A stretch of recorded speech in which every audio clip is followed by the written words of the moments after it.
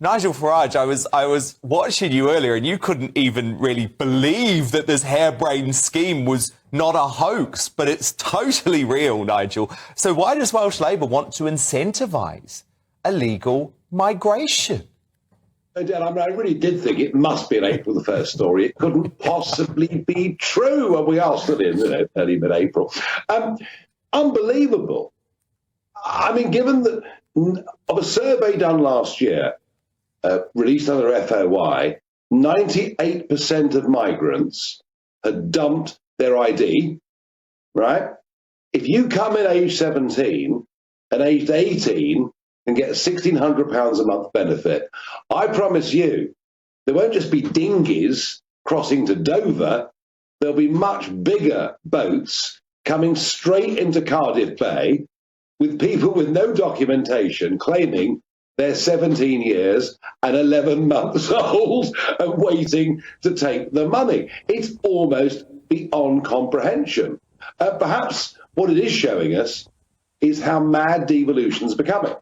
I mean, in Scotland, a double rapist turns up in court with a wig on, is sent to a woman's prison, and that brings down Sturgeon, thank goodness. And Drakeford just appears to have gone completely and utterly mad in every regard. Look, I have been predicting this disaster for the last 3 years. I've been calling for 2 years for a national emergency to be declared. And on the very same day we hear of this bonkers proposal, which, by the way, Keir Starmer will slap down. Believe you me, he will. Oh, he'll hesitate. He'll, have a see where the wind's going. But he has to. He has to. Yeah, he has to. He has to.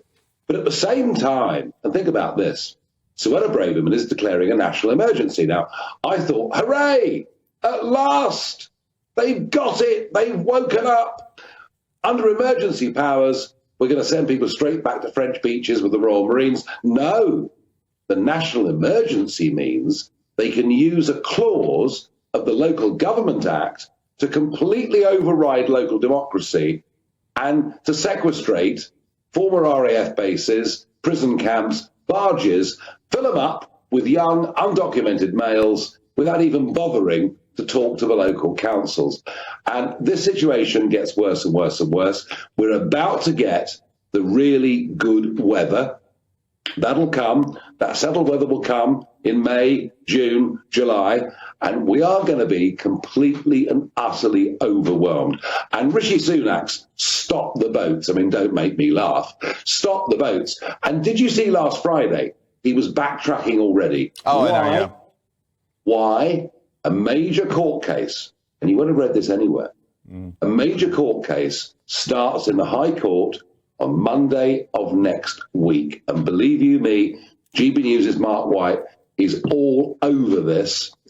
And even if, it depends what happens there, but then it could go to the Supreme Court. And then, of course, to our friends in Strasbourg at the European Court of Human Rights. And I really believe that none of this can be solved until we leave a completely outdated court run by people who are jurists. It's a bizarre European concept. They're not even legally trained in many cases. We should not be part of that. Brexit would never have gone through without the promise of controlling our borders. We cannot control our borders staying part of this court. And I tell you what, people may say, oh, Rishi's bringing stability. If you want to do maths until you're 28, I suppose that's great. But it's funny, isn't it? I mean, I don't want to. I mean, head boy at Winchester, Oxford, and Stanford thinks we should all do maths. I mean, God help us. But the truth of it is, this is still the issue that will cost the Conservatives the next election. And unless they can muster the courage, take on this question, to take on the ECHR as a logical extension of what Brexit Britain should do, they will lose the election because public anger is real. And Dan, the great thing is, it doesn't matter what the Times say, or the commentariats say. The fact is, a settled, large majority of the country are with you and me.